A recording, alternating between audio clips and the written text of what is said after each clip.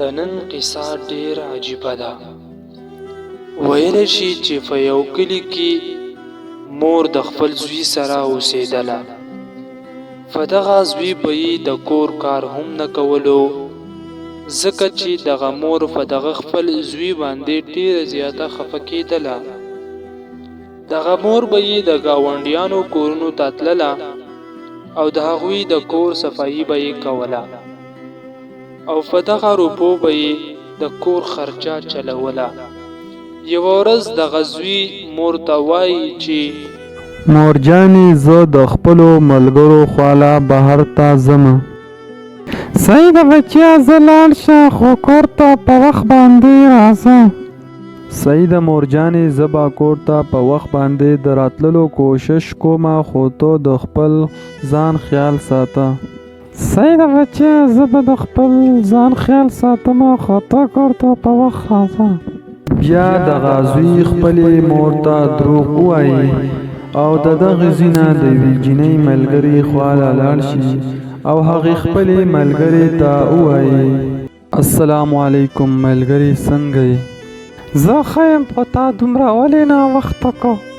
تا ته خو پته ده چې زما مور په کور کې یوازې ده، نو ما ورسره څه کارونه کول. نو ما ته داسې ښکاري چې تا ټوله زما سره مینه نه کوې او هسې ګپ شپ راڅلوې. نه زه خو ستا سره ډېره مینه کوم، تا ته زه هسې غلط ښکارم. نه ته زما سره ډوله مینه نه کوې، کو تا زما سره مینه کولې نو ته به دلته په وخت باندې راتلله. تا هسې غلط ښکارم، زه ستا سره مینه ډېره کوم. چې ته زما سره مینه کوې نو زه تا ته یو کار ویل غواړم. ولې نه ووایه، زه ستا دپاره خپل ځان قربانولو ته هم تیار یم. خو چې زه تا ته د کوم کار ویل غواړم هغه ته نشي کولی، په هغې کې سوچ وکړه. ولې نه، زه ستا دپاره هر یو کار کولی شم. ما ته ستا ځان نه دی پکار، خو زه تا ته یو کار ویل غواړم. نو ووایه که نو چې درله یې وکړم. ما ته ستا د مور زړه پکار دی چې ته ماله هغه راوړې.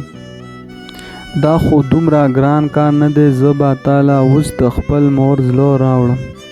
بیا دغه کس کور ته لاړ شي او مور ورته وایي بچیا راغلې. او مورجانې راغلمه. مورجانې زما ستا سره یوه ضروري خبره ده. بچیا څه وایې راته ووایه. مورجانې اول سره دا وعده وکړه چې زه تا ته څه وایم نو هغه خبره به مې منې. بچیا راته ووایه، داسې مور به مې چې د خپل زوی خبره به نه مني. مورجانې زه د یوې جینۍ سره ډېره مینه کوم او شادي ورسره کول هم غواړم. بچیا دا خو دومره ګرانه خبره نه ده، سبا به زه د هغوی کور ته لاړه شم او ستا د رښتې خبره به ورسره وکړم. خو مورجانې د هغې یو ضد دی، هغه ستا زړه غواړي. د دې خبرې سره یې مور ډېره زیاته پریشانه شي او بیا ورته زوی ووایي مورجانې څه خبره ده؟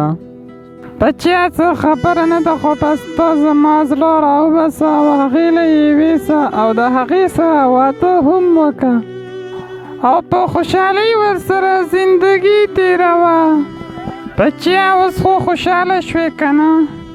او مورجانې زه اوس ډېر خوشحاله شومه. بیا دغه خپله مور په چاړه ووهي او زړه ترې راوباسي او خپلې ملګرې له یې ویسي او ملګرې ته وایي چې دا والا زما د مور زړه، ستا په وینا مې د خپلې مور زړه تاله راوړو. هله دا تا څه وکړو؟ تا زما په وینا باندې د خپلې مور زړه ماله راوړو. نو تا راته ویل چې د خپلې مور زړه ماله راوړه، نو ستا په وینا مې زړه راوړو ځکه چې زه ستا سره ډېره مینه کوم. ما خو په تا باندې هسې ازمایش کولو چې ته زما سره مینه کې او که نه کې. تا د خپلې مور پروا نه کې نو ته به زما څه پروا وکړې؟ نور په خوله باندې زما نوم وانخلې. زه د دې ځای نه ورک شه، زه ستا سره مینه نه کوم. څه پته لګي بله ورځ دې د بل چا په بنا باندې زما سره داسې کار وکړي. په تا څه یقین پکار دی؟ نور په خپله خوله باندې زما نوم وانخلې ځه ورک شه ته تېزي نه. د دغه ځینه بیا دا جینۍ لاړه شي او دغه کس ډیر زیات پښیمانه شي او په جړا شي او مور اوازې کوي. خوږو ملګرو، دا وه زمونږه نننۍ قصه. د دې قصې نه تاسو څه عبرت واخیست؟ موږ ته په کمنټ کې ځواب راکړئ او د نورو ویډیوګانو کتلو دپاره زمونږ دا چینل کروماټون سټوري ورسره سبسکرایب کړئ. د بلې ویډیو راتلو پورې د الله په امان.